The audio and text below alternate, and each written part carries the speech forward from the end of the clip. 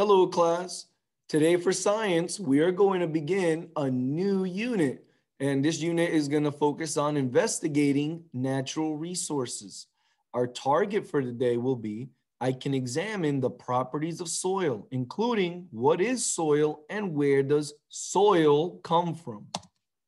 So let's begin. So today we're going to talk about what is soil and where does it come from. So what is soil?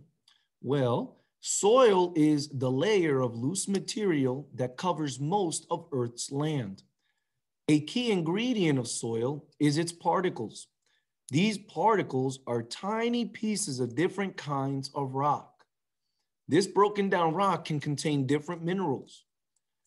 Air and water are other non-living ingredients in soil. These non-living materials are important to the plants that grow in the soil. These are two examples of soil. There's a person grabbing soil that they were probably farming from. And then there's a guy here digging a hole, and that's a sandier looking soil. But notice the difference in color. Another important ingredient in many soils is humus. Humus is material in soil made up of decayed plants and animals. Humus has nutrients that plants need to grow. This is an example of humus here. Okay. Soil is full of other life besides plants. The organisms that live in soil include bacteria, fungi, worms, and insects. Some of them break down plants and animal remains. Other organisms dig in the soil and use it for shelter. For example, prairie dogs build elaborate towns underground. Earthworms mix it up. So this is an example of little creatures and worms and stuff that are living in the soil. Soil variety. All soils are not alike. There are many different types. Texas, for example, has about 1,300 different types of soil.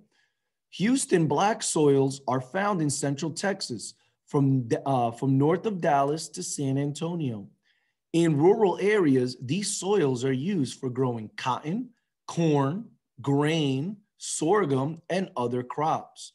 Houston black soils are not found in any other state. That's interesting. Houston black soil is not found in any other state but Texas. In eastern Texas, the soils contain extremely small rock particles.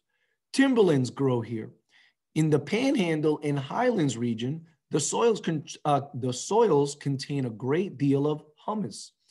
These soils, which formed under grasslands, are very fertile. West Texas has the dry desert soils. And these are different examples of soils on the side here. Notice the little boy is dusting off dirt or soil that he has on him.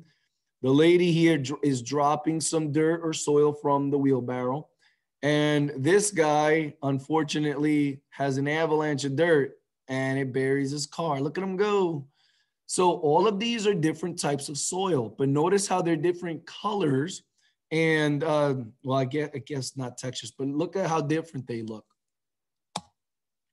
So in conclusion, soil is the layer of loose material that covers most of Earth's land. A key ingredient of soil is its particles that are tiny pieces of different kinds of rock. These broken down rock can contain different minerals. Humus is material in soil made up of decayed plants and animals. Humus has nutrients that plants need to grow. And all soils are not alike. There are many types of soils, and we're going to talk more about this within the next couple of days. So what I'd like you to do is go ahead and watch the video on soil and then complete the activity afterwards. I hope you guys enjoy the video. Look, I put one more in here of the dog trying to dig a hole in the sandy soil.